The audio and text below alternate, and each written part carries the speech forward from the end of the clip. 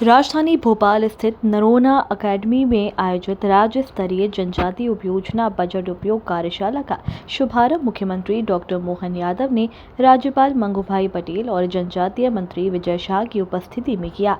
2 दिवसीय इस कार्यशाला में जनजातीय विकास के लक्ष्यों, योजनाओं के प्रभावी क्रियान्वयन और बजट के सही उपयोग को लेकर अधिकारियों एवं विशेषज्ञों के साथ गहन मंथन किया जा रहा है। कार्यक्रम की शुरुआत राष्ट्रगान और दीप प्रज्वलन के साथ हुई, जिसके बाद मुख्यमंत्री ने जनगणना को लेकर भी महत्वपूर्ण संदेश दिया। उन्होंने कहा कि डिजिटल जनगणना में सभी नागरिकों की सक्रिय भागीदारी जरूरी है, क्योंकि इसी के आधार पर भविष्य में स्कूल, अस्पताल, रोजगार और अन्य विकास योजनाओं की रूपरेखा तय होती है।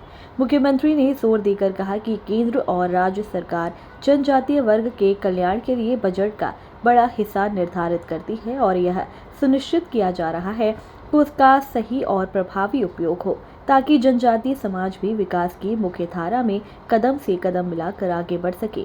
उन्होंने रोजगार के अवसर बढ़ाने और सामाजिक सशक्तिकरण को सरकार की प्राथमिकता बताया। इसके साथ ही मुख्यमंत्री ने नारी शक्ति वंदन अधिनियम का उल्लेख करते हुए कहा कि यह कानून देश की आधी आबादी के जीवन में ऐतिहासिक बदलाव लाएगा और लोकतंत्र को और मजबूत करेगा।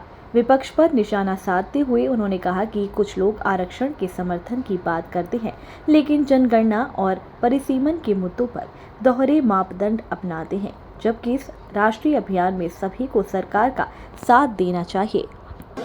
आज से मध्य प्रदेश में 16 अप्रैल से 30 अप्रैल तक डिजिटली स्वगणना अभियान का मैं स्वयं भागीदार भी बना हूँ और आप सबके माध्यम से अपील करना चाहूँगा कि डिजिटली जनगणना में हम सब मिलकर के बढ़ चढ़ कर के भाग लें।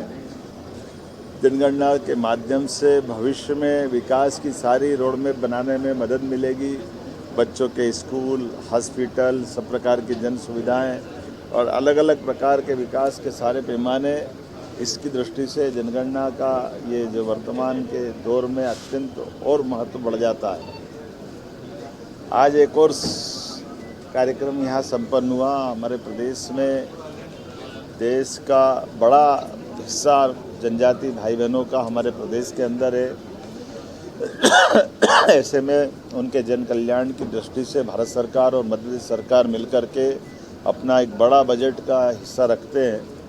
बजट का सही अर्थ में जनजाति समाज के विकास में उसका सदुपयोग हो, विकास की धारा में जनजाति समाज भी कदम से कदम मिला करके बाकी समाज के साथ चले।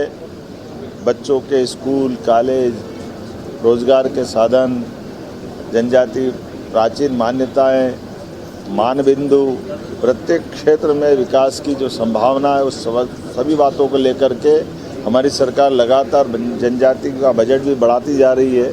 और ऐसे में भारत सरकार भी माननीय प्रधानमंत्री के माध्यम से, प्रधानमंत्री जनमन योजना के माध्यम से भी बड़े पैमाने पर आवास से लेकर सब प्रकार की राशि दे करके और उम्मीद कर रहे हैं कि हमारे समाज का ये घटक कदम से कदम मिला के चले।